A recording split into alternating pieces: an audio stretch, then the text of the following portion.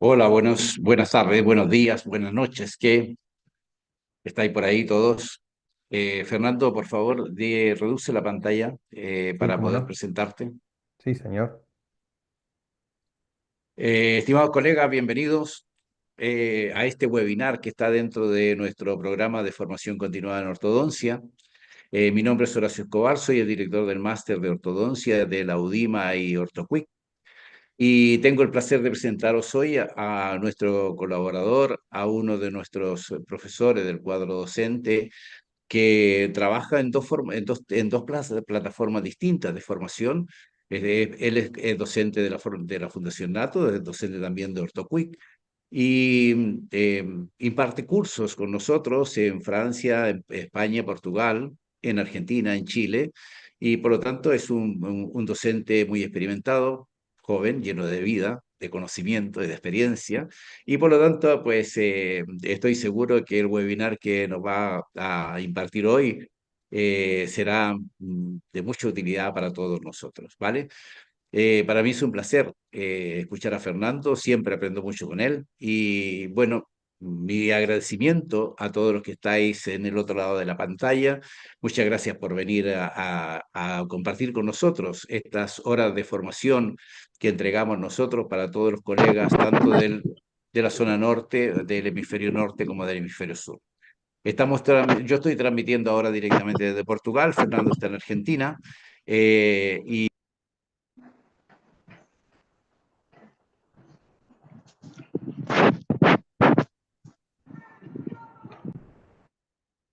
Horacio, si por alguna razón te silenciaste, vamos a tratar de... Le vamos a pedir Serías, a... Sí, sería ya el está. administrador que me cerró el micrófono para que, para que te deje hablar en algún momento, ¿no? Bueno, y No, entonces, seguramente quería que quiso silenciar a alguien que tenía el micrófono abierto y decía ruido. Continúa, por vale, favor. vale. Pues por lo que digo es que va a estar con nosotros Fernando. Ferrero es un experimentado docente, ya digo, yo he aprendido muchísimo con él y espero que disfruten de esta charla que nos va a dar sobre mecánica. Fernando, eh, todo tuyo. Bueno, Horacio, muchísimas gracias por la presentación. Buenas tardes y buenos días y buenas noches a todos en los diferentes puntos del planeta donde estén ahora cada uno de ustedes. Agradecerles a todos estar ahí ahora durante este rato, estos 40, 50 minutos, 60 minutos en los cuales voy a desarrollar el tema de biomecánica en ortodoncia. Y nada, sin mucho más preámbulo y para tratar de aprovechar el tiempo, voy a comenzar ya a compartir la pantalla para poder empezar a hablar con ustedes de lo que quería traerles hoy.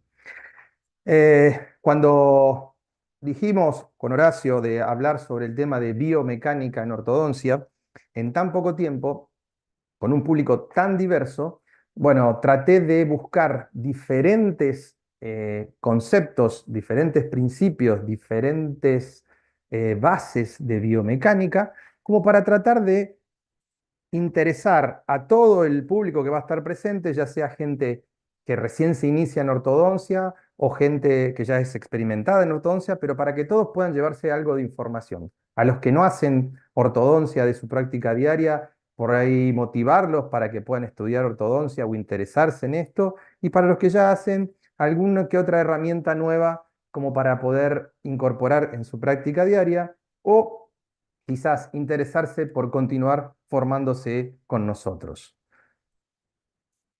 Este docente que hoy está sentado frente a ustedes, que soy yo, bueno, como me presentó ya Horacio, tengo una actividad como profesor en diferentes universidades, además de haber escrito un libro en biomecánica y además de tener hoy por hoy unos pequeños emprendimientos a través de los cuales produzco alineadores en Uruguay, en Francia y en Portugal. Resulta que esto de la biomecánica, vamos a empezar a meternos en el tema, forma parte de la construcción del conocimiento en ortodoncia. ¿Y de qué manera articula en esta construcción del conocimiento? Combinada con el diagnóstico, es decir, si nosotros tenemos una buena formación de diagnóstico, que digamos en ortodoncia, a diferencia de otras especialidades de la odontología, el diagnóstico es más relevante que en otras especialidades de nuestras ramas, junto con la biomecánica, yo voy a poder formar en el individuo, en el colega que se está formando, construyendo este conocimiento, un criterio clínico. ¿Y qué se trata del criterio clínico? El criterio clínico es esa eh, particularidad que va a tener el colega de poder elegir el plan de tratamiento correcto. Y en base a ese plan de tratamiento que va a poder elegir, después va a tomar dentro de lo que yo llamo la caja de herramientas, la mejor herramienta para el caso en cuestión. Biomecánica, nada, ustedes ya se deben empezar a imaginar que es algo muy complejo, en donde hay máquinas donde hay que construir. Y no, la ortodoncia básicamente se divide, la biomecánica en ortodoncia se divide en dos grupos de elementos. Unos rígidos, donde nosotros aplicamos, ¿sí?, la fuerza, puntos de aplicación de fuerza, y otros elásticos que son los que acumulan energía y los que van entregando la fuerza a medida que vamos trabajando. ¿Qué es esto de la fuerza? Tanto fuerza, fuerza, que ya me están escuchando nombrar a cada rato. Bueno, resulta que cuando uno habla de fuerza, todo el mundo entiende qué es lo que quiere decir cuando habla de una fuerza, pero en realidad estamos hablando de una magnitud, ¿sí?, que tiene un punto de aplicación.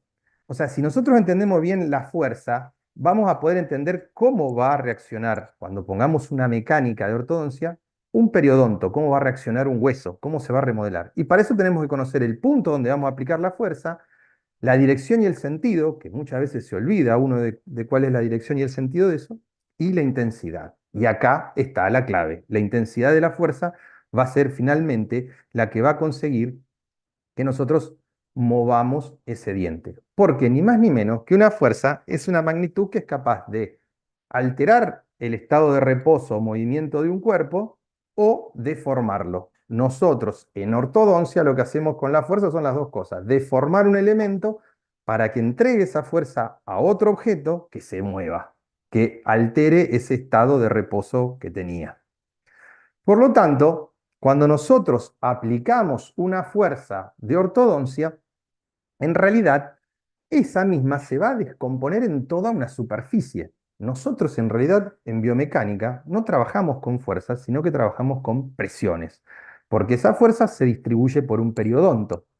Es decir, como estamos viendo en esa imagen, yo aplico una fuerza sobre un diente, el diente se va a mover, se va a comprimir toda un área y esa área es la que va a recibir una presión. Por eso es más correcto para nosotros hablar en gramos por centímetro cuadrado. Ya sé que están viendo este cuadrito acá y ya todo el mundo dice, uy, qué aburrida que es la biomecánica. Porque para mucha gente empezar a hablar de física resulta un poco aburrido. Pero si lo pensamos rápido y lo resumimos fácil, un newton, ¿sí?, que es la medida de la fuerza, se mide en gramos por metro sobre segundo cuadrado. Y como nosotros trabajamos en estática, no hay aceleración. Esto es aceleración. Por lo tanto, lo único que medimos son gramos. Y cuando pensamos en la presión que vamos a hacer sobre el periodonto, pensamos en gramos por centímetro cuadrado de superficie periodontal. Si nosotros ya entendemos esto de la presión, nos vamos a preguntar, ¿cuál es la fuerza ideal o la presión ideal? Hoy por hoy se dice que 100 gramos por centímetro cuadrado es una cantidad de fuerza necesaria para poder despertar una reacción biológica y remodelar el hueso y que se mueva. También se aceptan un poco menos, 90, 80 gramos. Pero miren qué interesante que si nosotros podemos entender que esta presión es la que va a desestabilizar el diente, nosotros cuando hacemos una presión, una fuerza, una presión sobre un diente es para desestabilizarlo y moverlo.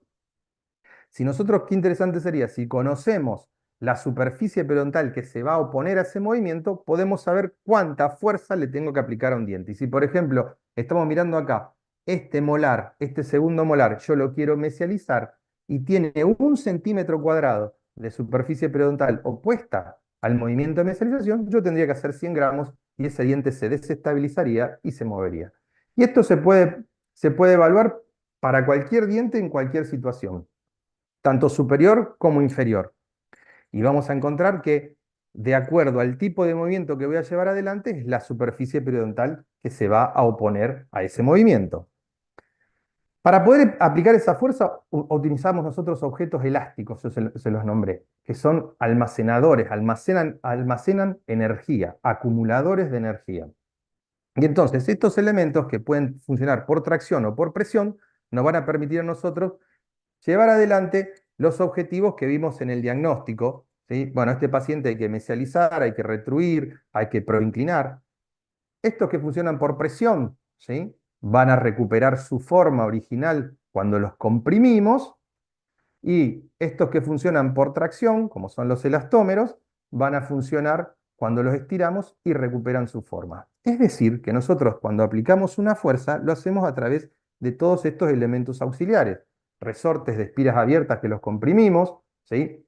Para poder transmitir a través de la fuerza que genera este resorte, ¿sí? Una presión sobre las superficies periodontales para que eso se remodele. Eso está todo regulado por una ley de Hooke, que es una ley de deflexión, de deformación, a través de la cual podemos saber cuántos gramos hace un resorte. Y eso está totalmente estipulado por los fabricantes. Un resorte de espiras abiertas se puede medir de la misma manera y también poder saber qué tipo de fuerza voy a hacer con ese resorte para entender qué presión voy a hacer. Y de esta manera poder generar ese punto de aplicación de fuerza, este punto de aplicación de fuerza, una dirección concreta, con un sentido y una intensidad. Por lo tanto, si nosotros queremos trabajar con alguno de estos elementos elásticos, tenemos la capacidad, como ortodoncista, de saber cuánta fuerza le voy a estar aplicando a cada uno de estos dientes. Después podemos utilizar elastómeros, en los cuales ya necesitaríamos, por ejemplo, medir cuánta fuerza genera estirarlo una, dos, tres veces, para poder entender qué fuerza le voy a estar aplicando a cada uno de esos dientes. ¿Y cómo funciona esto? A diferencia de la imagen primera que habíamos visto, cuando nosotros realizamos una fuerza sobre un diente, lo hacemos alejado de lo que se llama el centro de resistencia. Por lo tanto, siempre dentro de un alvéolo se genera una palanca, donde uno le hace una fuerza al diente a nivel del bracket, se apoya cerca de la parte gingival de la cresta ósea y genera una resistencia a nivel apical. Y estos son los sitios donde se genera la presión y donde se va a generar la reabsorción ósea. Pero no es solamente resortes o elásticos lo que generan, sino también contamos con elambres que son superelásticos, como son los arcos de Nitti, que acumulan energía de otra forma, por deflexión.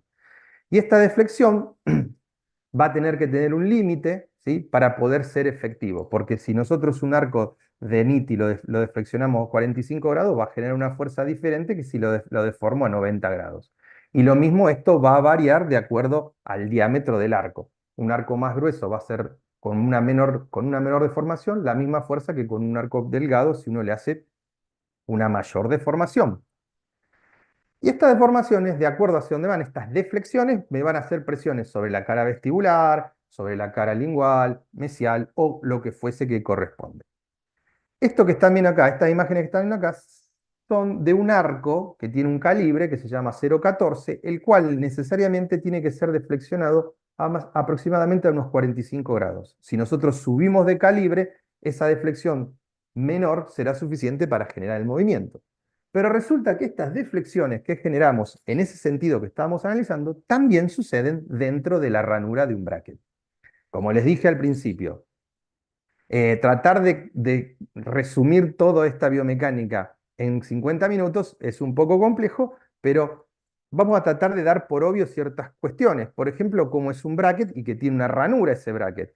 Si el diente donde está colocado ese bracket está inclinado, ese arco también se va a deformar, va a tener una deflexión, pero ahora en lugar de hacer fuerza en un solo punto de aplicación, va a estar haciendo fuerza dentro del bracket en dos puntos y va a generar una máquina que se llama cupla de fuerzas, que va a hacer rotar este bracket y por lo tanto va a hacer rotar ese diente que está pegado al mismo. Pero estos arcos de Nitti también vienen de sección rectangular. Y entre un bracket y otro pueden torsionarse esos arcos rectangulares, acumulando energía y controlando la inclinación vestíbulo-palatina de los dientes. Es decir, nosotros a este tipo de control de movimiento lo denominamos torque, esa inclinación que va a tomar el, el diente dentro de la arcada dentaria. Cuando ese diente se incline hacia adelante, lo vamos a denominar torque positivo. Cuando ese diente se incline hacia el lingual, torque negativo. Si nosotros colocamos un arco de níquel titanio en una arcada dentaria que está alineada, pero ese arco de níquel titanio es de sección rectangular, va a experimentar torsiones entre un bracket y otro y va a empezar a controlar la posición del ápice y la posición del borde incisal, inclinándolo hacia vestibular o hacia lingual. Eso que sucede dentro del slot también, ¿sí?, genera en ambos caras, en ambas superficies, incisal o oclusal y gingival del bracket, dos puntos de aplicación de fuerza, como estamos viendo en ese esquema. Y eso también se lo denomina cupla, cupla de torque. Y esa cupla de torque va a ser la responsable de empezar a controlar esta posición.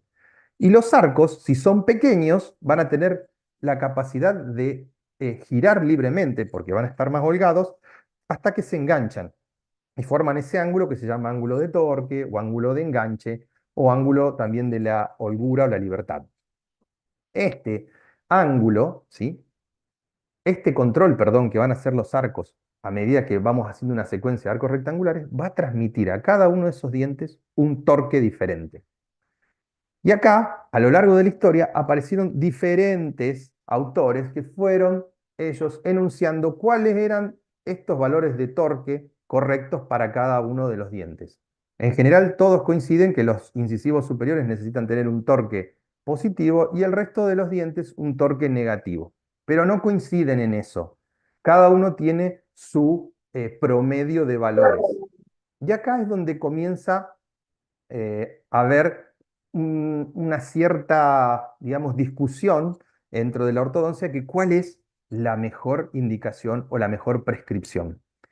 Pues bien, tenemos que pensar primero hasta qué arco de sección rectangular vamos a llegar. Vamos a ver si ahora voy a empezar a hablar de algo que se puedan llevar los que ya hacen ortodoncia. Hasta acá fue como una introducción para los que tampoco hacen, para aquellos que no hacen absolutamente nada de esto. Pero vamos a volver al tema de torque. Resulta que cuando ponemos un arco de un calibre más o menos grande, la holgura que puede tener un bracket, ¿sí?, puede hacer de que la posición de su base varíe entre un diente y otro. Por lo tanto, la expresión de ese torque que tienen, vamos a volver para atrás, cada una de las prescripciones que nos indica que tiene determinada información de torque el bracket, en realidad nunca se va a poder expresar del todo porque los arcos más gruesos que usemos, así todos van a tener cierta holgura. Existe la posibilidad de medir esto. Si esto, por ejemplo, que ven acá, es un algoritmo. Algoritmo es una palabra que está muy de moda hoy en día. ¿Qué es un algoritmo? Una forma de poder a una planilla de cálculos ingresarles datos y esos datos vayan llevando adelante diferentes cálculos matemáticos y trigonométricos y puedan llegar a un resultado. Entonces, si nosotros vamos analizando cómo es el tamaño del slot de un bracket, en este caso, por ejemplo, un slot de 0,22 por 0,28, con un arco rectangular 18 por 25, podemos calcular perfectamente cuál es el ángulo de libertad o el ángulo de enganche que va a tener eso. Por lo tanto, podemos ver que cuando trabajamos con un arco de calibres grandes, así todo, nadie puede llegar a controlar perfectamente el torque que indica un bracket para que ese diente quede perfectamente. Y peor es el control del torque con una aparatología ya preestablecida, ¿sí? Con una prescripción determinada, cuando analizamos diferentes cortes con cualquier software de los que contamos hoy en día para, no sé, por ejemplo, para planificar alineadores o para planificar un cementado indirecto. Este, por ejemplo, es el Nemo, este software, el Nemo, a través del cual yo empecé a hacer cortes y evaluar qué cosa. El ángulo que forma la cara vestibular con la cara palatina. Porque cuando nosotros colocamos un bracket para controlar el torque de un diente, en realidad lo que estamos controlando es la cara funcional, que sería la cara palatina. O en el caso de las piezas posteriores, yo pego un bracket por vestibular para controlar la cara oclusal, qué inclinación va a tener. Y entonces, si todos los autores me dicen que cada uno de ellos tiene la razón, tendríamos que tener todos dientes iguales. Y resulta que yo cuando empiezo a tomar esos ángulos en diferentes pacientes, empiezo a encontrarme que cada uno de los pacientes tiene un ángulo diferente entre la cara vestibular y la palatina. Por lo tanto, una prescripción tampoco sería correcto pensar que sirve para todos los pacientes. Y es por eso que en realidad ninguna prescripción es totalmente errada y ninguna prescripción está totalmente acertada, sino que tendríamos que siempre estar buscando una prescripción que tenga información de torque positiva para los cuatro incisivos superiores y negativa en forma progresiva que aumenta hacia atrás para los sectores de caninos, premolares y molares. De esta manera, vamos a entender que siempre cuando terminamos de trabajar con una secuencia de arcos y unos brackets que tienen una prescripción determinada, siempre necesitamos una etapa de asentamiento de la oclusión debido a estos errores que surgen, que suceden cuando estamos trabajando con prescripciones, con algunas prescripciones determinadas. Hoy en día, ya a través de este tipo de software, como por ejemplo Nemocast, podemos tener la posibilidad de, con un arco determinado presentado sobre los dientes ya alineados en forma virtual, qué posición va a tener que tener el bracket más óptima para que cuando uno lo cemente, se adapte la base de ese bracket, ¿sí?, sobre la cara vestibular, de manera que respete la posición final de estos dientes, los cuales ya están controlados de forma digital para que ocluyan con su antagonista de la manera más óptima. ¿Sí? Se puede hacer esto o inclusive hasta se podrían diseñar brackets a medida, que ya hay algunas marcas comerciales que lo hacen, para que cuando hacemos una secuencia determinada de arcos, realmente cada diente, cuando toma esa inclinación de torque, su cara funcional, ya sea la cara palatina o las caras oclusales, tengan la posición correcta para que ocluyan bien con sus antagonistas, para que funcione bien todo el sistema. Por lo tanto, tampoco es para criticar a todas las marcas comerciales de brackets que hay, pero tampoco es para decir que todas ellas tienen razón. No, cada una de ellas tiene un error, porque lo que hacen es tomar medidas promedios de un grupo de pacientes que ellos estudiaron en realidad. Hoy la tecnología nos permitiría poder llegar más profundo aquí y avanzar sobre brackets a medida para cada uno de los pacientes. Pero esto de trabajar moviendo dientes con arcos superelásticos o con resorte o con elastómeros no es solamente el único principio que tiene la biomecánica en ortodoncia. También utilizamos arcos que son rígidos y que lo que permiten hacer movimientos mesiodistales que controlan las inclinaciones de los dientes. Acá hay una secuencia de movimientos, 1, 2, 3, en donde una fuerza que se le aplica a un molar no produce una rotación del diente, ya que el mismo va a través de un arco rígido, como está representado acá por esa línea negra, de acero, que lo que hace que cada vez que el diente se quiere inclinar, lo traba y se va enderezando y se va trabando y se va enderezando y va avanzando hacia mesial sin perder esa inclinación o ese control del tip. Imagínense que si eso lo llevaríamos adelante con un arco superelástico, en este caso la imagen en la línea verde está tratando de representar un arco superelástico. Cuando recibe la fuerza ese molar, lo va a inclinar y el arco no va a tener la capacidad de controlar esa inclinación. Por lo tanto, también cuando pensamos en biomecánica, pensamos en los elementos rígidos que nos sirven para controlar los arcos rígidos, los movimientos mesiodistales. Pero a su vez, esos arcos rígidos nos permiten controlar no solamente un diente, sino grupos dentarios cuando hacemos ni más ni menos un cierre de espacios. Cuando nosotros llevamos adelante un cierre de espacios, estamos enfrentando grupos dentarios posteriores con grupos dentarios anteriores. Entonces, estamos de alguna manera enfrentando Hola, superficies. Sí, por favor, hay un iPhone que está activado, ya está. Les decía, tenemos superficies periodontales opuestas a esos movimientos del grupo anterior y del grupo posterior, y podemos saber a partir de esas superficies periodontales cuántos gramos yo necesito para generar el movimiento de estos dientes. Por ejemplo, si yo quiero retruir incisivos superiores y caninos, necesitaría 165 gramos para esos tres dientes, ¿sí? ¿Qué tal si cuando yo hago la fuerza para retruir esos dientes, trato de llegar en ese rango de los 165 gramos para no estar cerca de los 275 que desestabilizan los posteriores? Esto es una forma de entender de cómo tenemos que activar un arco de cierre de espacios para que sea efectivo en la retrusión y no en la mesialización. Por supuesto que hay muchísima más información para entregar, porque cuando hablamos del anclaje de estos dientes, hay otro grupo de factores que participan y no es solamente la fuerza que hacemos, sino el anclaje que tiene a nivel óseo, la relación que tiene, por ejemplo, con estructuras anatómicas con el seno, el biotipo periodontal del paciente, el biotipo musculoesquelético del paciente, etcétera, son todos factores que participan en el cierre de espacio. Pero de alguna manera, de forma bien gráfica, podemos entender que si hacemos una fuerza adecuada, vamos a mover un grupo de dientes y no el otro. Esto es un error que se comete habitualmente haciendo demasiada fuerza para retruir dientes del sector anterior y en realidad, en lugar de conseguir la retrusión de esos dientes del sector anterior, mesializamos, lo que llamamos nosotros la pérdida de anclaje. Podemos analizarlo en la arcada superior, poder marcarlo en la arcada inferior. Cuando miremos la arcada inferior, vamos a encontrar que la diferencia es más grande, se necesita mucha menos fuerza, mucha menos presión para retruir los incisivos inferiores, por lo tanto, uno siempre trabaja más confiado de que estos dientes posteriores no se van a mesializar. Resulta que si yo entiendo esto, a mí ahora me falta saber con qué tipo de aparato voy a generar esta retrusión. Miren, y acá voy a hacer un pequeño parate.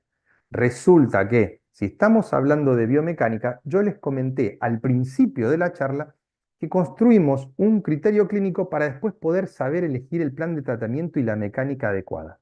Ahí puse una cajita de herramientas. ¿Para qué? Para entender que para cada movimiento dentario individual o grupal, tenemos diferentes herramientas. Tenemos diferentes herramientas para intruir dientes, para extruir dientes, tenemos diferentes herramientas para cerrar espacios. Y acá, por ejemplo, les voy a mostrar tres mecánicas para cerrar espacio. Esas mecánicas para cerrar el espacio van a necesitar de ese arco rígido de acero para poder, por ejemplo, controlar el plano cruzal durante el cierre de los espacios. Estas mecánicas para cerrar espacios requieren de un conocimiento muy profundo por parte del ortodoncista para poder evaluar cuál de cada una de ellas voy a elegir yo al momento de cerrar un espacio. Si, por ejemplo, vamos a ver una mecánica de deslizamiento, que es esta que se denomina arco con poste, el arco poste por distal del canino. Estas mecánicas tienen un muy buen control del plano oclusal, ¿sí? Pero en lo que se refiere a control del anclaje, no podemos decir que va a ser un anclaje máximo o un anclaje absoluto, porque vamos a estar enfrentando grupos dentarios grandes contra otros grupos dentarios grandes. Sí me voy a asegurar el control del plano oclusal, pero si, por ejemplo, lo que yo quisiera en realidad sería controlar mejor el sector posterior para que no haya ninguna posibilidad de que se pierda anclaje, podría estar pensando, trabajando con esos arcos postes, pero en un primer momento retruir un diente del sector anterior, retruir el canino, después colocar un poste en distal de lateral y hacer la retrusión en un segundo tiempo. Por ejemplo, la que vimos antes podría ser una mecánica que yo lleve adelante en una clase 1 molar con 4 extracciones, mientras que esto, por ejemplo, podría ser una mecánica que se puede llevar adelante en una clase 2 completa. Una clase 2 molar completa donde hago 2 extracciones superiores y no tengo posibilidades de que el molar superior se mesialice. Me aseguraría un mejor control.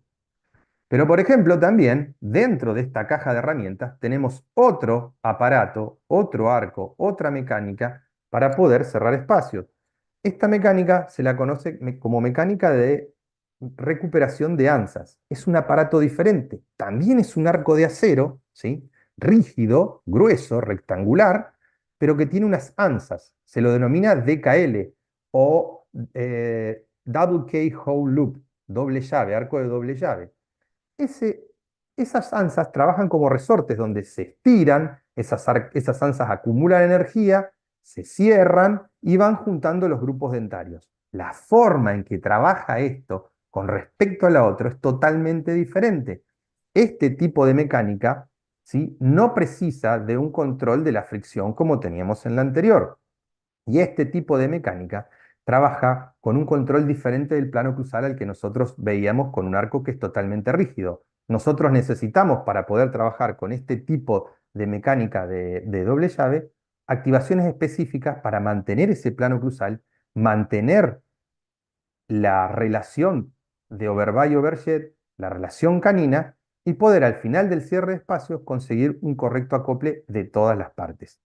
Este es un arco que aparentemente a primera vista parece complejo, pero tiene una versatilidad espectacular que lamentablemente no muchos profesionales lo manejan y que se pierden la posibilidad de con este arco controlar ambas arcadas de una manera totalmente diferente. Les doy un ejemplo. Es un arco ideal para controlar líneas medias. Es fantástico porque toma el grupo anterior entre esas dos anzas derechas y dos anzas izquierdas y lo puede llevar hacia la derecha o hacia la izquierda y corregir de una manera mucho más precisa que con una mecánica de deslizamiento.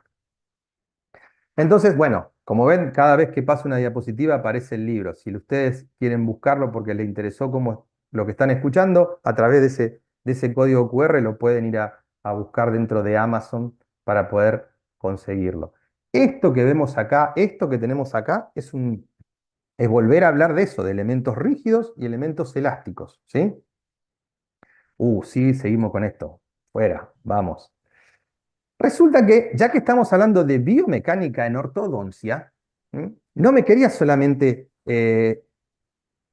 quedarme con esto de la parte de brackets, de alambres, resortes elásticos. Quería hablarles también algo de acetatos, algo de alineadores. Una mecánica que está muy en boga hoy en día y que, nada, eh, prácticamente todos los ortodoncistas hoy tienen que hacer alineadores porque el mercado se los exige. Básicamente es por eso, porque los pacientes demandan estos alineadores, porque hay una actividad en redes de marketing muy grande en donde los pacientes ya no quieren tener brackets, sino que vienen y solicitan este tipo de sistemas. Pero ¿cómo funciona un alineador? ¿Cómo trabaja un alineador a diferencia de un bracket con un alambre, un bracket con un resorte o un elástico? No tiene nada que ver. Lo primero que les quería dejar bien claro, para que todos en su cabeza se ordenen, es que ese acetato que ven ahí, esos dos acetatos que ven ahí, no son acumuladores de energía. Es decir, nosotros no podemos deformar eso para que después recupere la forma y mueva el diente. Hoy en día hay unas resinas que están intentando hacer eso, pero no lo consiguen. Vamos a pensar que si yo quiero colocar este diente, rotar ese incisivo un poco, se tendría que deformar el acetato aquí y aquí, donde en realidad en esos dos lugares el acetato está colapsado y está sumamente rígido.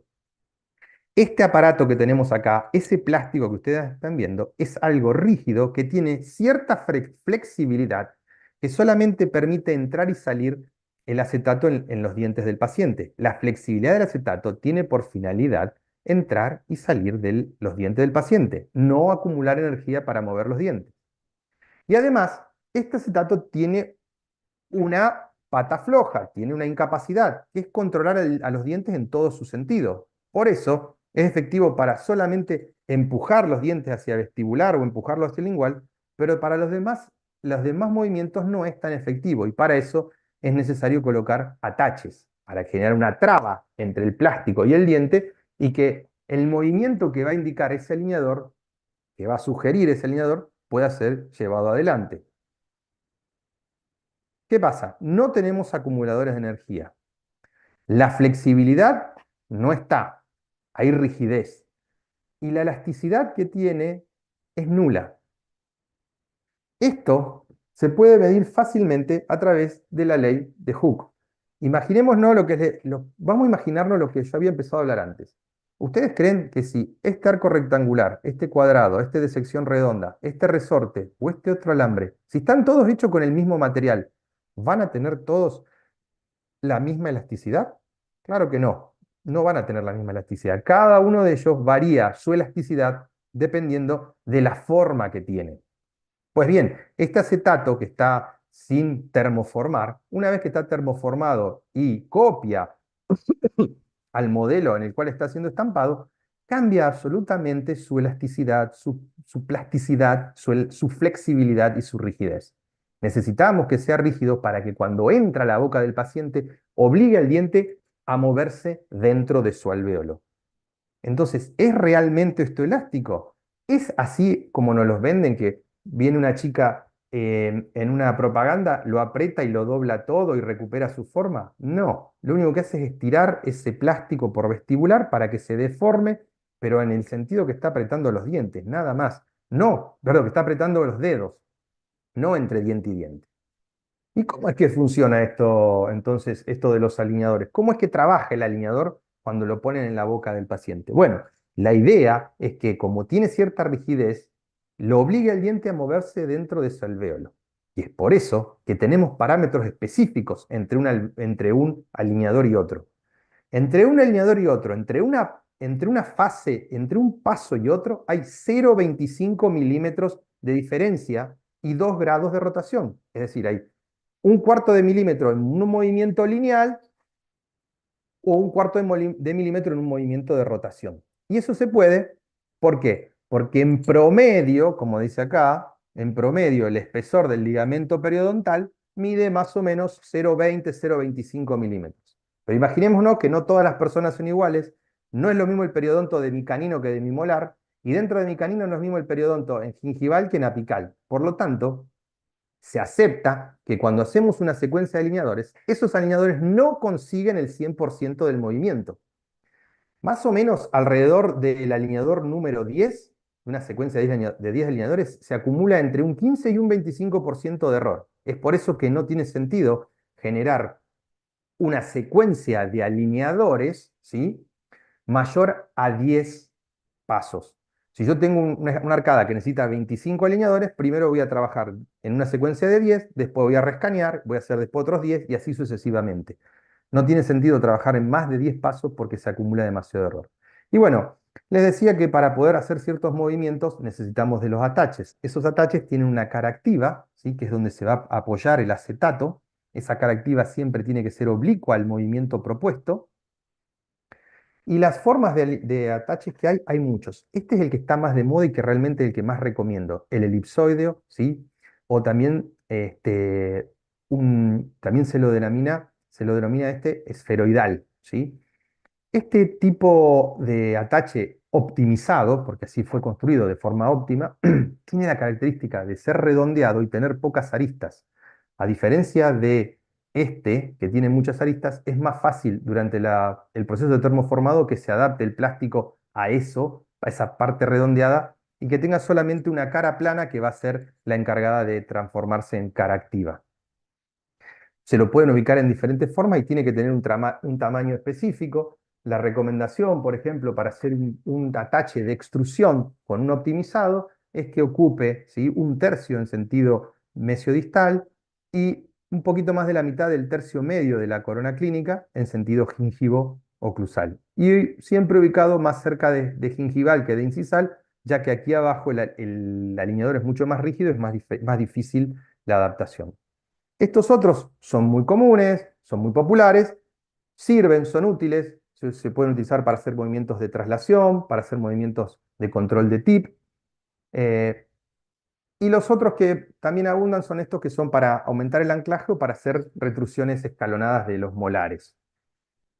Ya que están todos aquí, les quiero dejar un artículo también para que lo puedan buscar en internet y aprender más de biomecánica sobre alineadores, en donde nos muestra que en realidad si vamos a hacer un control del tip de una pieza dentaria, en lugar de usar un atache vertical, ¿sí?, para poder hacer el deslizamiento o el control del tip, con dos ataches pequeñitos vamos a tener una respuesta mucho mejor, debido a que los momentos de fuerza que generan, la falta de traba que se va a generar en la parte media si tuviéramos un bastón medio, un biselado, hace que los movimientos sean más efectivos. De esta manera, cuando tenemos esos tipos de movimientos de rotación de tip o de deslizamiento lineal mesiodistal, con un par de estos ataches vamos a conseguir tener una mejor efectividad. Pero en la parte biomecánica No importa solamente el plástico y los ataches, sino cómo se hace la planificación de esto. Si nosotros en el software que vamos a trabajar vamos a generar movimientos de rotación, no va a ser lo mismo que el centro de rotación lo pongamos la cara, en la corona clínica, si nosotros teniendo una raíz virtual o calculando aproximadamente dónde está el centro de rotación del diente, lo colocamos ahí, ese movimiento que vamos a generar a través de nuestra planificación virtual va a ser mucho más predictible.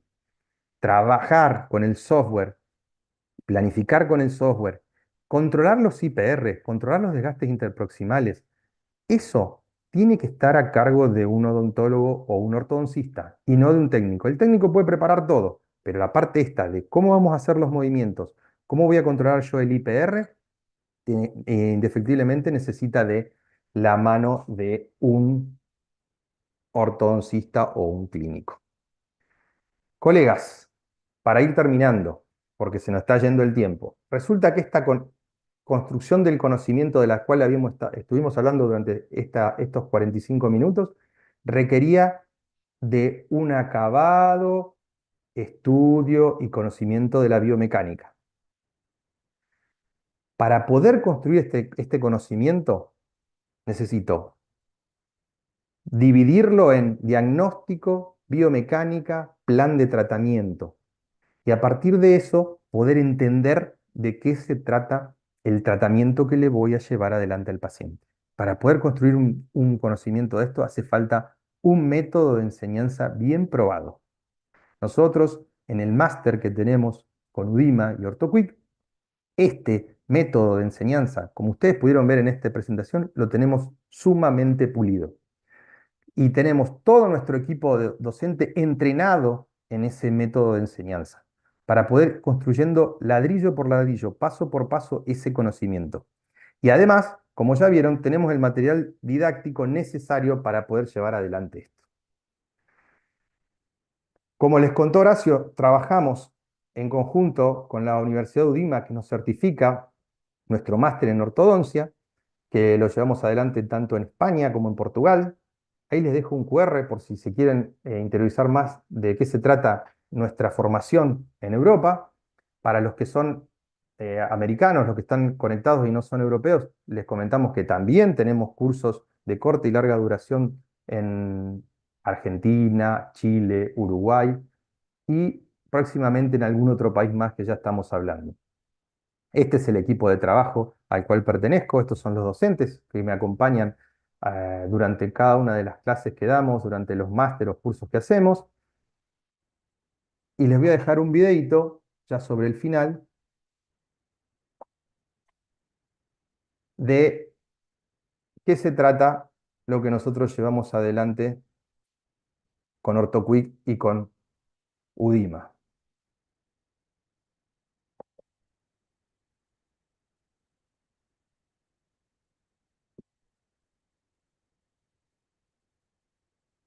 Nos pueden contactar perfectamente a través de nuestra secretaria académica, Katy, que fue seguramente con quien tuvieron ustedes el contacto.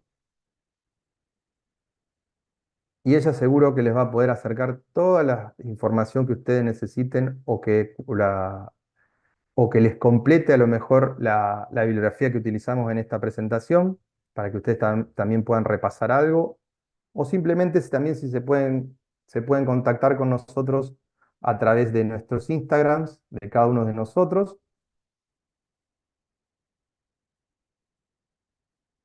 Y ya que está, los invito a unirse el próximo 13 de mayo en otro webinar gratuito que lo va a dictar en este caso el doctor Horacio Escobar a las 20 horas hora España, ¿sí?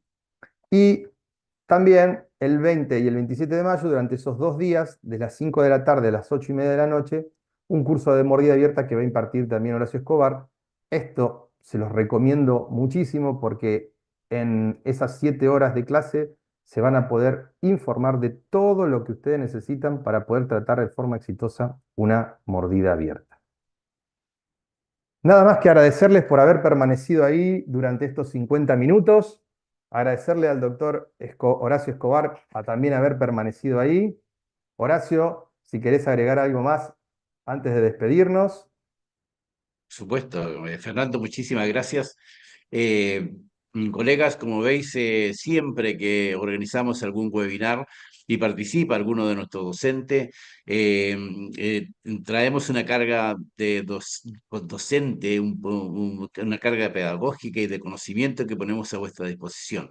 Estos webinars gratuitos son parte de nuestra colaboración con todos los colegas que están en diferentes lugares y queremos de alguna forma coparticipar de su formación, de su crecimiento y lo hacemos en forma gratuita. Todos los meses tenemos un webinar, todos los meses tenemos la colaboración de algunos de nuestros docentes y hemos incrementado el tema de estos webinars gratuitos y vamos a hacer periódicamente webinar de casos clínicos, de modo que no solamente vamos a entregar información teórica, no solamente vamos a intentar orientarles desde el punto de vista del diagnóstico, la planificación, que consideramos los pilares fundamentales de cualquier tratamiento, porque somos médicos y el diagnóstico es nuestro capital más importante. Por lo tanto, aparte de intentarlos motivar para buscar el conocimiento en la formación del diagnóstico, en la planificación, ya sea 2D o 3D, que es el paso que estamos intentando difundir con mayor interés, también vamos a enseñarles casos clínicos a modo de también de motivación para que podáis tener la mayor información, el mayor acompañamiento, el estímulo que podemos dar a distancia de esta forma online para que todos podamos progresar y podamos entregarle a nuestros pacientes la mejor solución terapéutica que podamos tener a nuestro alcance. Fernando, muchísimas gracias por tu charla. Este tema que has dado realmente es un tema árido. No hay mucha gente que se interese en esta cuestión, por lo que tú Lo dices, sé, que parece una cosa, la física y no sé qué. Por algo estuvimos en esta materia y no estuvimos en las ingenierías porque no era nuestro fuerte. Y entonces, exactamente. pues, hablar sobre este tema me resulta bastante árido y difícil de hacerlo ameno, simpático. Fernando, muchísimas gracias por No, tu gracias a charla, vos. muchísimas gracias por la colaboración, a todos nuestros colegas que nos acompañaron en este webinar, gracias por estar allí y les invitamos siempre, todos los meses, a participar en esta pequeña hora de intercambio de conocimiento. Por supuesto, si hay alguien que tenga interés en hacerle alguna pregunta a Fernando, Por este es el supuesto. momento para que aprovechemos lo que está todavía en condiciones, Ahí ¿no? Porque Ahí me vamos, dice, me preguntan dónde pueden conseguir más bibliografía. Si les parece a Katy, yo le paso bibliografía sobre biomecánica y vos después se lo acercás a los participantes, Katy. ¿Sí? Claro, por supuesto. Lo envío a través del grupo y así lo tienen todos si están Sí. interesados.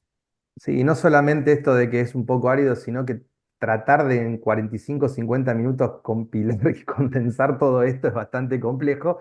Pero bueno, espero que los que hacen ortodoncia algún tip le haya tirado como para que, nada, lo puedan aplicar en su clínica y los que no hacen nada de ortodoncia vean que no se trata de una ciencia oculta, para nada, esto es bastante simple y es muy lógico. Más allá de que hablamos de toda esta parte física que es un poco aburrida, es fácil de entender, es razonable, ¿sí? No es una cuestión tan abstracta o tan física. Lo cierto es que para eso primero hay que pasar por una primera parte un poquito más aburrida de estudiar toda esta parte de la biomecánica básica y después ya lo demás resulta más simple. muchísimas gracias, Fernando. Un abrazo, Un abrazo grande, que Horacio. tengas un otoño agradable. Nosotros ya Sí, estamos en ya te primavera ríes porque ya y me lo ves que estamos estoy abrigado disfrutando, acá. y lo estamos disfrutando, ¿vale? Muchísimas gracias. Un ¿Sí? abrazo Gracias, grande a doctores. todos.